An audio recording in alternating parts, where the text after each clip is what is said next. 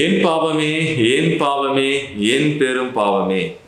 இயேசு கிறிஸ்துவுக்குள் எனக்கு பிரியமான சகோதர சகோதரிகளே, ஒவ்வொரு முறையும் திருப்பலியில பங்கெடுக்கிறப்ப நாம பாவ மன்னிப்பு கேட்கிறப்ப இதை நம்ம செய்கிறோம்.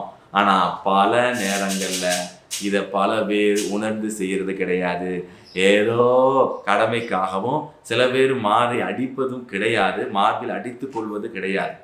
எனவே மக்களே, இங்கேயும் நான் பார்க்குறேன், பிலிப்பைன் தேசத்திலையும் மக்கள் இதை வெகு சிலர் மட்டுமே உணர்ந்து செய்கிறார்கள். இதில் 3 அர்த்தம் இருக்குதுங்க. இந்த 3 முறை நம்ம அடிக்கிறது 3 அர்த்தம். முதல்ல இது அர்த்தம் என்னன்னா, நீங்கள் இயேசு ஆண்டவருக்காக இந்த பாவத்தை விலக்குவேன், இனிமேல் நான் பாவத்தை செய்ய மாட்டேங்கிற உறுதிமொழி எடுக்கிறதுக்கு அடையாளமாக இருக்கிறது. இன்னைக்கு பல கட்சியில் நீங்கள் பார்க்கலாம், கட்சி நேரத்தில் உறுதிமொழி எடுக்கிறதுக்காக அவங்க எல்லாரும் இப்படி மார்பில் கரங்களை வைத்து உறுதிமொழி எடுப்பார்கள். எனவே மார்பில் முதல் முறை அடிப்பது நமது உறுதிமொழியை, ஆண்டவருக்கு உறுதிமொழி கொடுத்து இனிமே பாவம் செய்ய மாட்டேன், இயேசு ஆண்டவரே உங்களுக்காக வாழ்வேன்னு உறுதிமொழி கொடுக்கிறது. 2வது, இந்த மார்பில் அடித்துக் கொள்வது எதை குறிக்கிறது என்றால் மனமாற்றத்தின் வெளிப்பாடாகவும் மன வருத்தத்தின் வெளிப்பாடாகவும் இருக்கிறது. லூக்கா நற்செய்தி 18வது அதிகாரத்துல 13வது வசனத்துல பார்க்கிறோம், பரிசேயர் மற்றும் வரிதண்டுவர் 2 பேர் ஜெபிக்க போறாங்க. வரிதண்டுவர் ஜெபிக்கிறது தான் மிக முக்கியம்.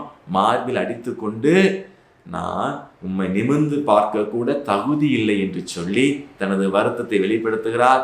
மேலும் அதே லூக்கா நற்செய்தியில 23வது அதிகாரத்துல 48வது வசனத்துல இயேசு ஆண்டவர் சிலுவையில் அநியாயமாக கொல்லப்பட்டிருப்பதையும், இயேசு ஆண்டவர் அநியாயமாக சிலுவையில் அறையப்பட்டு தொங்குவதை கண்ட மக்கள் மார்பில் அடித்து கொண்டு திரும்பி சென்றார்கள். வேதனையை வெளிப்படுத்தினாங்க.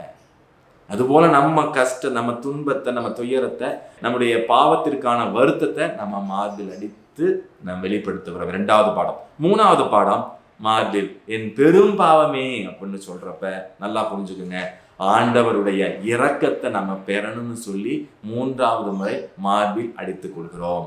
இந்த 3வது முறை நாம் மார்பில் அடிக்கும் பொழுது நமது இதயத்தை நோக்கி தான் நம்ம இந்த மார்பை அடிக்கிறோம். நமது இதயம் தாழ்ச்சியுள்ள இதயமாக மாற வேண்டும். தாழ்ச்சியுள்ள இதயம்தான் கடவுளின் இரக்கத்தை பெற முடியும்.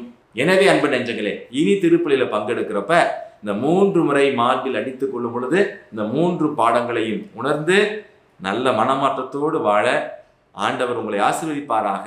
இயேசுவுக்கே புகழ், இயேசுவுக்கே நன்றி. மரியே வாழ்க.